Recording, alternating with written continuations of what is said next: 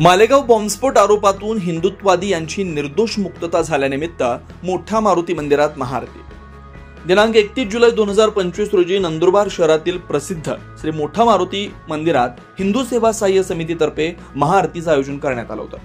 हिंदू दहशतवाद हा शब्द ज्यांनी देऊन हिंदुत्ववादी यांना मालेगाव बॉम्बस्फोटात अडकवलं ते सर्व हिंदुत्ववादी आज न्यायालयातून निर्दोष मुक्त झाले। भगवंताच्या कृपेमुळे सर्व हिंदुत्ववादी निर्दोष मुक्त झाले। यासाठी देवाच्या चरणी कृतज्ञता व्यक्त करण्यासाठी प्रभू श्रीरामांची महाआरती आयोजित केली होती।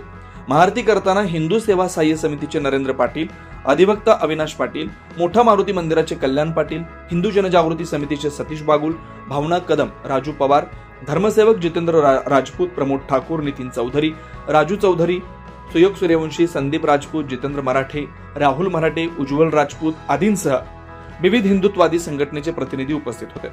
महाआरती व संकल्प मोठा मारुती मंदिराचे पुजारी विलास महाराज जोशी यांनी सांगितले। महाआरतीचं नियोजन करण्याच्या उद्देशात हिंदू सेवा सहाय्य समितीचे धर्मसेवक नरेंद्र पाटील यांनी सांगितलं की मालेगाव बॉम्बस्फोट झाल्यानंतर हिंदू दहशतवाद हा शब्द जाणून बुजून प्रचलित केला गेला आणि हिंदू आतंकवादी असतात असा एक समज पसरवण्यात आला।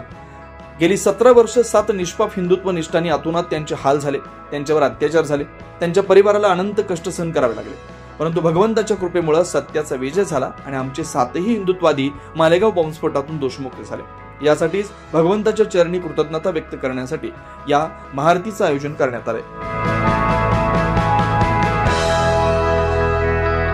24 लाईव्ह महाराष्ट्र न्यूज साठी योगेश पवार, नंदुरबार।